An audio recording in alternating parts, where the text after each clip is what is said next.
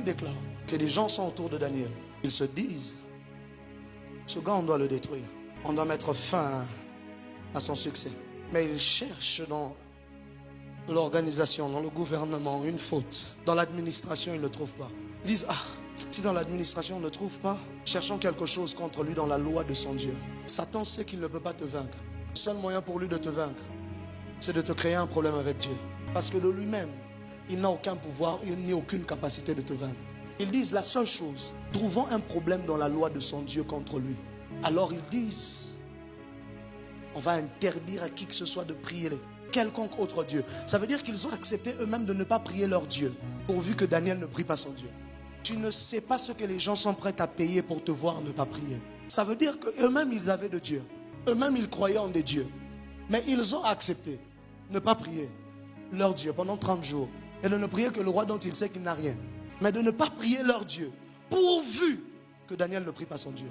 Tu ne sais pas ce que les gens sont prêts à payer, à sacrifier pour voir ta vie de prière morte. You don't know. Tu ne sais pas ce que les gens sont prêts à sacrifier sa propre destinée pour voir ta vie de prière détruite. Lui-même qui croyait, je ne sais pas moi en Baal, je ne sais pas moi à Astarté, je ne connais pas quel Dieu auquel il croyait. Mais ils sont prêts. 30 jours, on ne va pas aussi prier notre Dieu.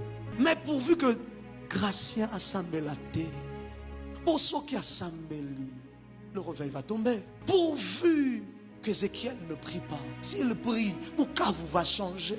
Alors on doit tout faire pour l'empêcher de prier. Combien de fois les plus grands combats que l'on a dans nos vies, ce ne sont pas les combats que l'on a dans nos sociétés, c'est les combats des choses qui essaient de nous empêcher de prier. Vérifiez bien, frères et sœurs, la plupart des fois, ta chair, TikTok, Instagram, tout ça, tout ce que le système du monde crée, toutes ces distractions que le monde crée, toutes ces choses que le monde fait, c'est juste pour essayer de réussir à empêcher un Daniel de prier son Dieu. C'est tout, c'est tout. Ils sont prêts à se priver, à te donner toute la connaissance par TikTok, que tu aies accès à ton cousin éloigné alors que vous ne parliez pas par Facebook. Mais en réalité, il y a un objectif caché. Tu seras tellement occupé. Tu seras tellement en train de faire autre chose. Ils ont sacrifié même l'avenir de leurs propres enfants. Même si leurs enfants doivent devenir aussi addicts aux réseaux sociaux, c'est pas grave. Même si leurs enfants doivent aussi devenir abrutis à cause de la pornographie, à cause de toutes choses, c'est pas grave. Mais pourvu qu'ils réussissent à t'empêcher de prier. Aujourd'hui, on a une église où les gens font tout sauf prier. Continue, ne change rien.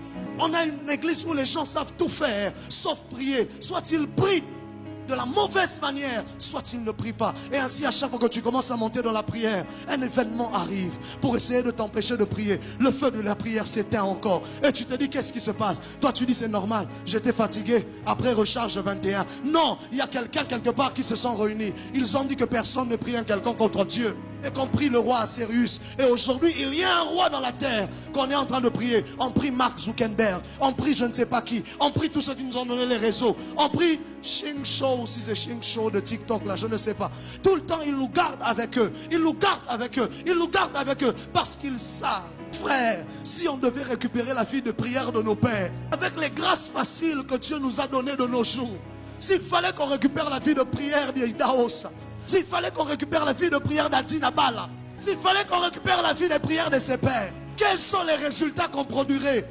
Aujourd'hui, ils nous ont laissé les grâces.